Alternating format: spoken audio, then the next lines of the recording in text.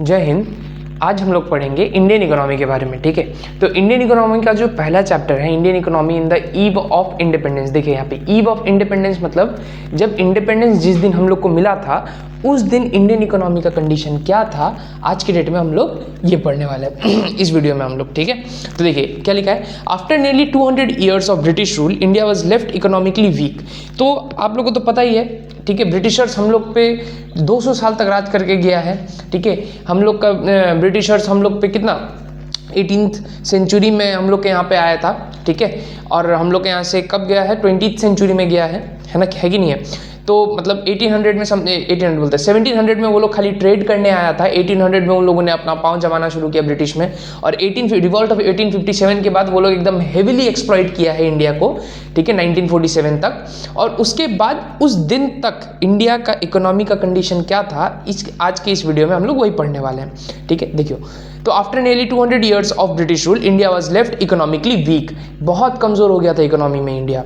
ठीक है, इंडिया में इकोनॉमी में बहुत कमज़ोर हो गया था। मार्क्ड बाय पोवर्टी, पोवर्टी मतलब गरीबी था हिंदुस्तान में। लो इंडस्ट्रियल ग्रोथ, इंडस्ट्रियल ग्रोथ मतलब यहाँ पे इंडस्ट्रीज जितना ग्रो करती है, ठीक है, जो इंडस्ट्रीज हम लोग के यहाँ पे कॉटन इंडस्ट्री, टेक्सटाइल इंडस्ट्री, ठीक है, फूड, क्लोथिंग, ये सब का इंडस्ट्री का ग्रोथ बहुत कम था। ठीक है, हेवी डिपेंडेंस और एग्रीकल्चर पे बहुत डिपेंडेंस हो गया था हम लोग का। एग्रीकल्चर, हेवी डिपेंडेंस और एग्रीकल्चर मतलब हम लोग का most of the population India का वो एग्रीकल्चर करके ही कमाया खा रहा था। ठीक है, most of the people of India was doing agriculture and earning their livelihood. Okay, instead of developing the economy was exploited to saviour colonial interest. ठीक है, अब क्या है कि कॉलोनी अगर किसी ने बनाया, कॉलोनी क्या होता है आगे हम लोग इस वीडियो में पढ़ेंगे। ठीक है, तो अगर कॉलोनी किसी ने बनाया है तो उसको डेवलप करने की जगह हम लोग को एक्सप्लॉइट किया गया था ब्रिटिशर्स के द्वारा। ठीक है, ये अंग्रेज हैं, हम लोग के क्या ही करेंगे। अब देखिए, अब basic purpose of British rule समझिए। तो ये जो ब्रिटिशर्स आए थे इंडिया में, उनका बेसिक पर्पस क्या था? तो उनका जो बेसिक पर्पस था ब्रिटिश का, वो था आपका इंडियन इकोनॉमी को as a feeder economy use करना। फीडर इकोनॉमी मतलब वो इकोनॉमी की, फॉर एन एग्जांपल, फीडर कौन होता है? जो आपको खाना खिलाता है ना, आपके माँ बाप आपके लिए फीडर है, तो वही है। इंडियन इकोनॉमी को ब्रिटिशर्स एक इस तरह से यूज कर रहा था अपने देश को डेवलप करने के लिए। ठीक है, इंडिया से पैसा लेके जा रहा था, इंडिया से रॉ मटेरियल लेके जा रहा था, वहां जाके अपने देश में मैन्युफैक्चर करके एक्सपोर्ट करके पैसा ठो अपने ही देश में रखता था, इंडिया वापस नहीं लाता था। यही है फीडर इकोनॉमी। देखिए, the main purpose of the British rule was to use Indian economy as a feeder economy for the development of the British economy. ठीक है, तो मेन पर्पस क्या था इंडियन इकोनॉमी का? एक फीडर इकोनॉमी की तरह यूज करना for the development of the British economy. British का इकोनॉमी को डेवलप करने के लिए इंडियन इकोनॉमी फीडर इकोनॉमी जैसे यूज करता था वो लोग। ठीक है, that means the British used India to make their own country rich. मतलब ब्रिटिश ने इंडिया बनाया, इंडिया को यूज किया अपने खुद के देश को बनाने के लिए। ठीक है, अप्रोक्सीमेटली 5000 करोड़ उस टाइम का वैल्यू पे लूट के लेके गया था। एक दिन से वो लोग लूटता था 5000 करोड़। ठीक है, 5000 करोड़ एक दिन में वो लोग लूटता था इंडिया को। Okay, that means the Britishers used India to make their own country rich. They took raw materials from India at cheap prices and sold finished goods back to India at high prices. वो लोग क्या करते थे? वो लोग India से raw material लेके जाते थे। रॉ मटेरियल मतलब कॉटन, जूट। ठीक है, कॉटन उगता है ना, cotton is a raw material, क्योंकि उससे वो बहुत सारा चीज बनते हैं। रॉ मटेरियल किसको बोलते हैं बता देते हैं एक बार आप लोग को। वो मटेरियल जिससे बाकी फिनिश गुड्स बनता है उसको रॉ मटेरियल बोलता है। ठीक है, जैसे कॉटन से क्या बनता है? कॉटन के कपड़े बनते हैं, ये सब बनते हैं, तो cotton is a raw material. Jute से क्या बनता है? जूट का बैग बनता है, बहुत सारा चीज और बनता है जूट से, तो उसको बोलते हैं हम लोग jute is a raw material. ठीक है, वुल से क्या बनता है? वुलन क्लोथ्स बनता है, तो wool is a raw material. ठीक है, तो वो लोग रॉ मटेरियल लेके जाते थे इंडिया से चीप प्राइसेस पे, बहुत सस्ते दामों में, और फिर वो फिनिश गुड्स बेचते थे India back at high prices. ठीक है, तो इससे क्या होता था समझिए इस चीज को। जब आप raw material, for an example, raw material India में हुआ, इंडिया में ही उसका प्रोडक्ट बना और इंडिया में ही बिक गया। इससे क्या हुआ? रॉ मटेरियल जो इंडिया में बना उसको इंडियन ने ही खरीदा, उसको इंडियन ने ही मैन्युफैक्चर कराया। अब मैन्युफैक्चर अकेला तो करेगा नहीं, उसको लेबर चाहिए, तो बाकी लोग को भी इंप्लॉयमेंट मिला, बाकी लोग ने भी पैसा कमाया, और उसके बाद उन्होंने इंडिया में ही बेच दिया। जो पैसा उन लोग के पास गया था वही पैसा वापस उस मालिक के पास आ गया, और फिर रॉ मटेरियल वो खरीदने के लिए चला गया उस किसान के पास। तो ये हम लोग मैक्रो इकोनॉमिक्स में पढ़ा है, सर्कुलर फ्लो ऑफ इनकम बोल के, है कि नहीं है। लेकिन यहाँ पे क्या हो रहा था? वो लोगों ने चीप रॉ मटेरियल खरीदा इंडिया से, वो लोग ने फिनिश गुड्स बनाने के लिए ले गए वो लोग ब्रिटेन, जहां पे वहां इंप्लॉयमेंट मिला उन लोगों को, वहां पे पैसा मिला उन लोगों को, और वो लोग हाई प्राइसेस में वापस इंडिया के बेचते थे। मतलब यहाँ का पैसा अभी ब्रिटेन लेके जाओ, वहां पे उन लोग को नौकरी दो और वहीं से वापस यहाँ पे आके बेच दो, है कि नहीं है? समझ में आया? तो sold finish goods back to India at high prices which helped develop Britain's economy while keeping India poor. ठीक है, तो वो लोग ब्रिटेन का इकोनॉमी डेवलप कर दिया ऐसे, और इंडियन इकोनॉमी पुअर के पुअर ही रहा इस तरह से। समझ में आया? आगे देखते हैं। अब देखिए फिर आता है low level of economic development under British rule. तो इसको पहले समझने से पहले ये समझिए कि ब्रिटिश रूल के पहले हम लोग का इकोनॉमी कैसा था। ठीक है, ब्रिटिश जब आया, ठीक है, ये जो अंग्रेज लोग जब आए उससे पहले हम लोग का इंडियन इकोनॉमी कैसा था। देखिए, before the advent of British rule in India economy was, पहला प्रोस्पेरस इकोनॉमी, मतलब प्रोस्पेरस मतलब जो ग्रो करता है, जो खुद पे है, ठीक है, वो और किसी का नहीं सुनता है। ही इज मतलब जो आदमी खुद से ही सब कुछ है उसको बोलते हैं प्रोस्पेरस आदमी। तो प्रोस्पेरस मतलब इंडिपेंडेंट था, सेल्फ रिलायंट था, किसी से ना मांगना, किसी को ना कुछ ये प्रॉब्लम होना किसी से। ठीक है, तो पहला था प्रोस्पेरियस इकोनॉमी। ठीक है, इंडिया वाज इंडिपेंडेंट था, वो किसी से ना इंपोर्ट करता था। ठीक है, वो सेल्फ रिलायंट था, उल्टा और ज्यादा एक्सपोर्ट कर देता था। दूसरा एग्रीग्रेन इकोनॉमी, मतलब most of the people agriculture पे चलते थे, मतलब where agriculture was the main source of income for the people, about 2/3 of the population. 2/3 of the population किस पे चलता था? एग्रीकल्चर पे चलता था। ठीक है, तो एग्रीकल्चर वाज द क्या था? मेन सोर्स ऑफ इनकम था। ठीक है, फॉर द पीपल। समझ में आया? नेक्स्ट आता है नोन फॉर हैंडीक्राफ्ट्स। इंडिया में सबसे ज्यादा वो आपको एक फोटो दिख रहा होगा यहाँ पे। ठीक है, यहाँ पे ये वाला जो फोटो है, ओके, तो इंडिया में जो सबसे ज्यादा लोग थे वो हैंडीक्राफ्ट्स के लिए ही जाने जाते थे। हैंडीक्राफ्ट्स मतलब क्या होता है? आपका हाथ से बनाया हुआ किसी भी चीज को हम लोग बोलते हैं हैंडीक्राफ्ट मटेरियल, हाथ से बनाया हुआ। जैसे अगर आपने कोई ड्राइंग या फिर किसी कपड़े में ड्राइंग बनाया और उस कपड़े को बेच दिया तो वो हैंडीक्राफ्ट कहलाएगा आपका। ठीक है, वो हैंडीक्राफ्ट आपने किया है, हाथ से बनाया हुआ सुंदर सुंदर चीज को हम लोग हैंडीक्राफ्ट बोलते हैं। ठीक है, हाथ से, कोई मशीन नहीं, कोई टेक्नोलॉजी नहीं, सिर्फ हाथ से। तो इंडिया में पहले वही था। इंडिया में साड़ी जो बनता था वो आज के डेट में भी कहीं कहीं बना, वाराणसी साड़ी, कुछ वाराणसी साड़ी इंडस्ट्री में बनते हैं, लेकिन मोस्ट ऑफ द अगर प्रॉपर वाराणसी साड़ी जो होता है वो आज भी हाथ से ही बुना जाता है। ठीक है, हाथ से ही बनाया जाता है, if I am not wrong. Okay, तो India was well known for its handicraft industries in the field of cotton के कपड़े हम लोग हाथ से बनाते थे। ठीक है, सिल्क टेक्सटाइल्स, सिल्क के कपड़े हम लोग हाथ से बनाते थे। ठीक है, उसके बाद सिल्क, सबको पता है सिल्क इज अ दामी चीज है, बड़ा दामी चीज है सिल्क यार, बड़ा सॉफ्ट होता है वो। ठीक है, मेटल्स हम लोग, मतलब मेटल से कोई भी चीज अगर मेटल का बनता है तो उसमें हाथ से हम लोग चित्रकारी का बनाते थे। और प्रीशियस स्टोन्स, मतलब इंडिया में बहुत सारा प्रीशियस स्टोन्स था। जैसे हम लोग का जो गोलकुंडा के माइन से निकला था कोहिनूर, अपना ये अंग्रेज लोग चुरा के ले गए। ठीक है, क्या बोलेंगे इनको, तो इंडिया से निकला था कोहिनूर गोलकुंडा माइन से, है कि नहीं है? तो प्रीशियस स्टोन्स भी हम लोग के पास बहुत सारे थे। फिर आते हैं handicraft products enjoyed a world wide market due to its reputation of fine quality. सबको पता है हैंडीक्राफ्ट वाला जो प्रोडक्ट होगा उसका क्वालिटी बड़ा अच्छा होगा। ठीक है, दामी भी मिलता है, यस। जैसे आप पकड़ लो ना रॉल्स रॉयस का। ठीक है, रॉल्स रॉयस एक ऐसा कार है जो आज के डेट में मोस्ट ऑफ द थिंग हाथ से बनाया जाता है उसका। ठीक है, असेंबल भी उसको हाथ से किया जाता है कि नहीं है? तो रॉल्स रॉयस का दाम भी वैसे ही है, 7 करोड़ का गाड़ी है, स्टार्टिंग प्राइस है उसका 7 करोड़, है ना? क्यों? क्योंकि हाथ से बना हुआ है ना वो गाड़ी, तो है कि नहीं है? हैंड क्राफ्टेड है वो कार, है कि नहीं है? मतलब सब चीज उसमें हाथ से बनाया जाता है। तो इसीलिए क्या होता है कि हैंडीक्राफ्ट प्रोडक्ट क्या करता है ना कि इंजॉयड अ वर्ल्ड वाइड मार्केट, मतलब बहुत फेमस था वर्ल्ड वाइड में हम लोग एक्सपोर्ट करता था वो सब प्रोडक्ट्स को, due to its reputation of fine quality of material used and high standard of craftsmanship. मतलब फाइन क्वालिटी मटेरियल, बहुत अच्छा क्वालिटी का मटेरियल हम लोग यूज करता था उसमें, हाई स्टैंडर्ड रखता था उसका मटेरियल को, है कि नहीं है? और क्राफ्टमैनशिप मतलब अलग अलग टाइप्स ऑफ डिजाइन बनाता था हम लोग उस पर। ठीक है, इसीलिए समझ में आया? फिर आता है टेक्सटाइल इंडस्ट्री इन बंगाल। अब देखिए मैंने अभी क्या बोला आपको कि हम लोग के यहाँ पे बंगाल मतलब टेक्सटाइल बहुत अच्छा था, हैंडीक्राफ्ट बहुत अच्छा था, है कि नहीं है? हम लोग कॉटन का चीज बड़ा अच्छा बनाते थे। अभी देखिए, क्योंकि मैं बंगाल का हूँ, मैं बंगाल से हूँ, तो बंगाल के बारे में बात कैसे नहीं कर सकता हूँ मैं। ठीक है, तो हूँ मैं बिहारी एक्चुअली, बट बंगाल में रहता हूँ ना। तो देखो टेक्सटाइल इंडस्ट्री इन बंगाल में आज के डेट में बड़ा एक अच्छा दामी एकदम साड़ी मिलता है। ठीक है, वो मुस्लिन का साड़ी होता है। ठीक है, जोरदानी की ऐसे ही कुछ साड़ी का नाम है उसका, तो देखिए मुस्लिन का जो फाइन कॉटन फैब्रिक बहुत पहले से, मुगल टाइम से ये सब आता था, ठीक है। मतलब मुगल लोग क्या करते थे ना, मुगल लोग ये बंगाल के साड़ी को मतलब प्रीमियम साड़ी मानते थे एकदम, ठीक है।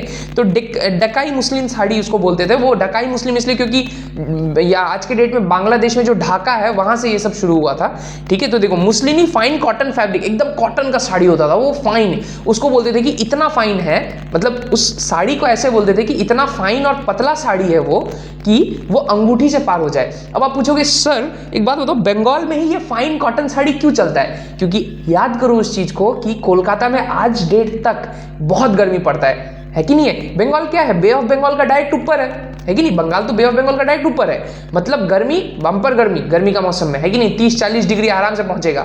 तो उस टाइम में अगर हम लोग हेवी कपड़ा पहन के घूमेगा तो क्या हो जाएगा, मुसीबत खड़ा हो जाएगा ना। इसीलिए हम लोग क्या करते थे, एकदम कॉटन, पतला सा कॉटन का साड़ी आता था, बड़ा मस्त। मुस्लिनी साड़ी आज के डेट में भी आता है।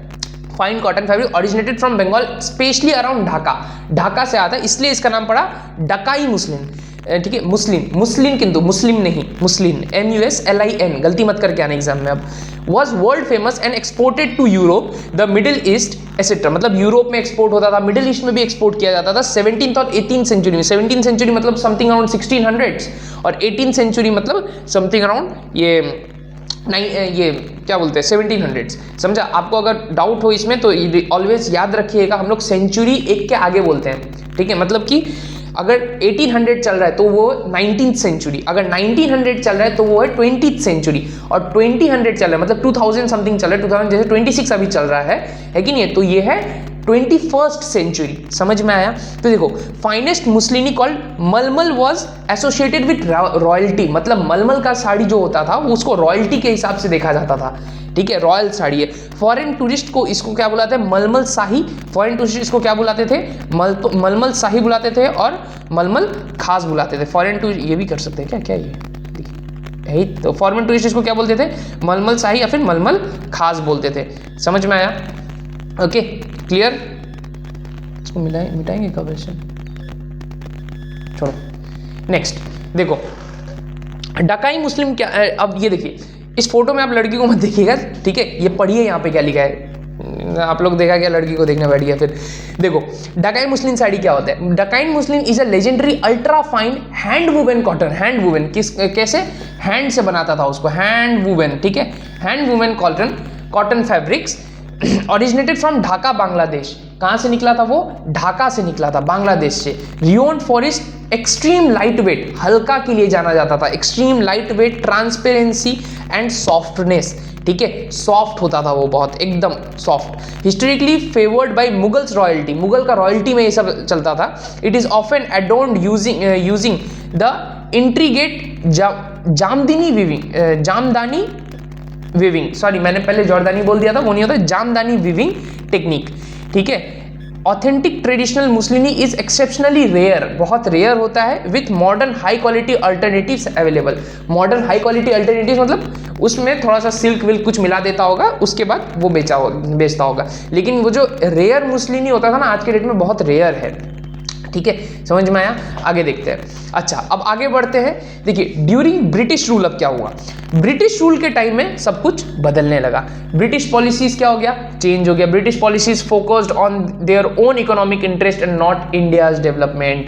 ब्रिटिश लोग अपने खुद पे फोकस करने लगे, हिंदुस्तान के डेवलपमेंट पे छोड़ के, ठीक है। ऑफकोर्स बात है, पहले मेरे को भी अगर कोई पूछेगा कि यार अगर तुम ब्रिटिशर होता, तुम इंडिया में ये करता, तो तुम किसके बारे में सोचता, हम सोचता है ब्रिटिशर्स के बारे में सोचता कि नहीं सोचता। मैं हिंदुस्तानी हूँ, बचपन से हिंदुस्तानी में ही रहता हूँ, इसलिए मैं इंडिया के बारे में सोच रहा हूँ, क्लियर बात है, ठीक है। तो अपना इंटरेस्ट को पहले फेवर करते हैं। दूसरा, these policies changed India's economic structure, economic structure को बदल दिया उन्होंने इंडिया का, मतलब इंडिया का इकोनॉमी कमजोर होने लगा, ब्रिटिश का इकोनॉमी स्ट्रांग होने लगा। तीसरा, India became a supplier of raw material and consumer of British finished goods. India क्या बन गया, सप्लायर ऑफ रॉ मटेरियल बन गया, रॉ मटेरियल सप्लाई करने लगा, और कंज्यूमर ऑफ फिनिश्ड गुड्स। और इस तरह से उन लोगों ने तोड़ा ना कि आज की डेट में भी हम लोग एक्सपोर्ट कम करते हैं और इंपोर्ट ज्यादा करते हैं। हम लोग फिनिश्ड गुड्स ज्यादा यूज करते हैं, चाइना से हम लोग मंगाते हैं फिनिश्ड गुड्स, है कि नहीं है। कहाँ हम लोग हैंडीक्राफ्ट वाला इंडस्ट्री, मतलब हम लोग ये सब हैंडीक्राफ्ट बनाता था, सब कुछ पॉटरी बनाता था, है कि नहीं, साड़ीज बनाते थे, ठीक है। हम लोग एक्सपोर्ट आज के डेट में क्या कर रहे हैं, मोस्ट प्रोबेबली साड़ी तो कोई पहनता नहीं है हिंदुस्तान में छोड़ के, ज्यादा साड़ी तो एक्सपोर्ट होता नहीं है। एक्सपोर्ट करते हैं हम लोग, टी एक्सपोर्ट करते हैं, कैपिटल गुड्स भी बहुत कम एक्सपोर्ट करते हैं। कैपिटल गुड्स मतलब वो गुड्स जिससे दूसरे गुड्स बनते हैं, ठीक है, तो वो सब बहुत कम एक्सपोर्ट करते हैं। कैपिटल गुड्स आगे और अच्छे से समझा देंगे हम आप लोग को, ओके, आगे वीडियो में या फिर दूसरे वीडियो में, अभी समझिए आगे से, ठीक है। तो इंडिया क्या बन गया, सप्लायर ऑफ रॉ मटेरियल बन गया। इंडिया रॉ मटेरियल सप्लाई करने लगा और कंज्यूम करने लगा फिनिश गुड्स को, ठीक है। आप लोग देख सकते हैं इस पिक्चर में जैसे सप्लायर ऑफ रॉ मटेरियल और कंज्यूमर ऑफ फिनिश गुड्स बन के हैं हम लोग। समझ में आया, क्लियर, कोई डाउट? चलिए आगे देखते हैं।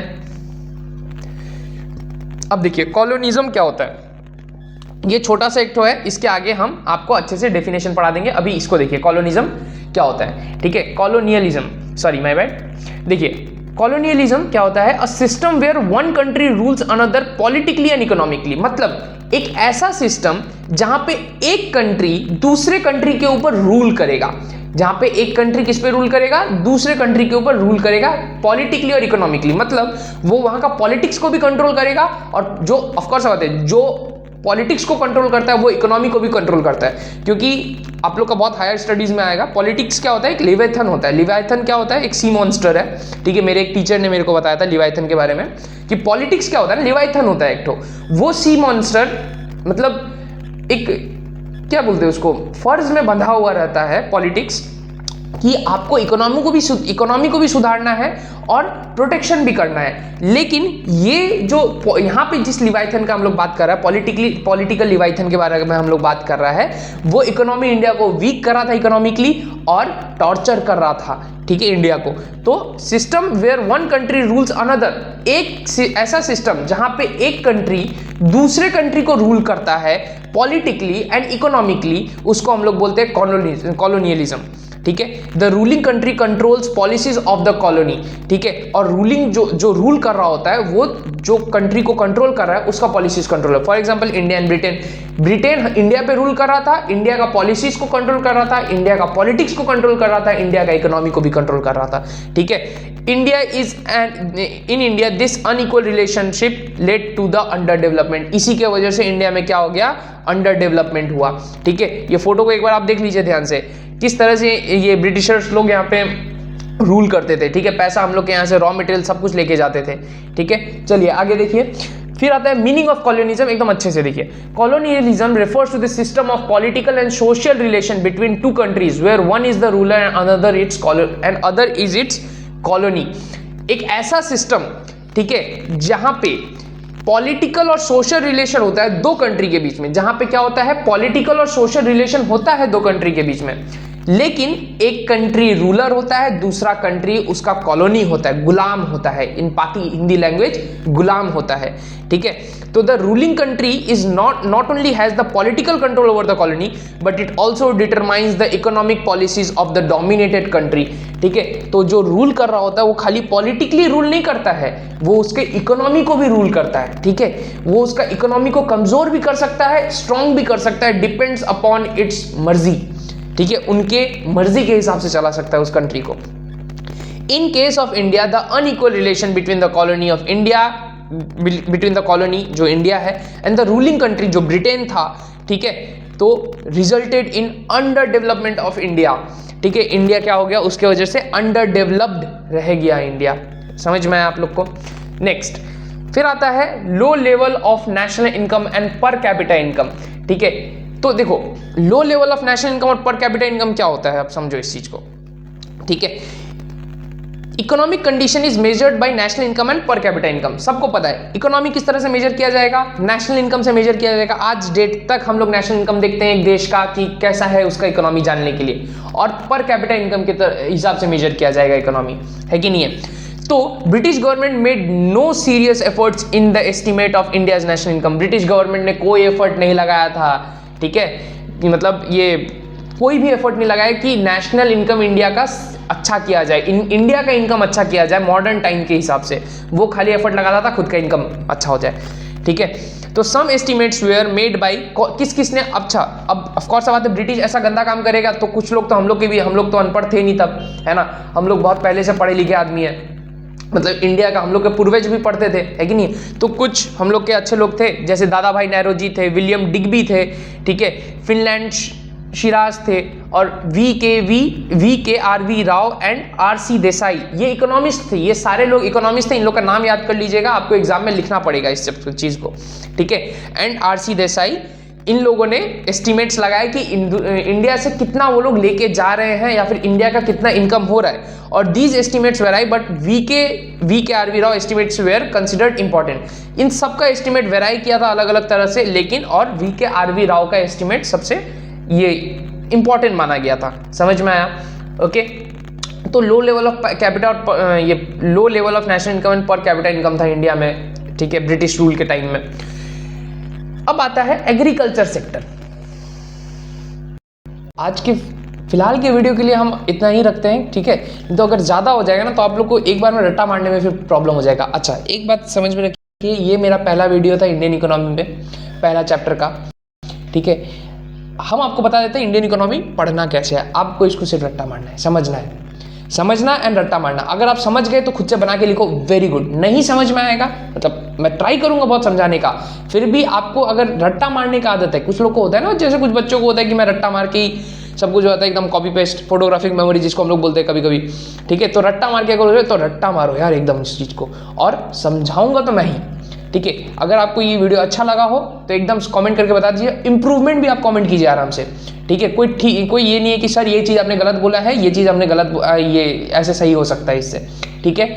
चलिए फिलहाल इस वीडियो के लिए इतना ही। जय हिंद, मिलते हैं आपसे नेक्स्ट वीडियो में, ठीक है। नेक्स्ट वीडियो में आपके से एग्रीकल्चर के ऊपर बात करेंगे, उसके आगे बढ़ेंगे, ठीक है। चलिए, जय हिंद।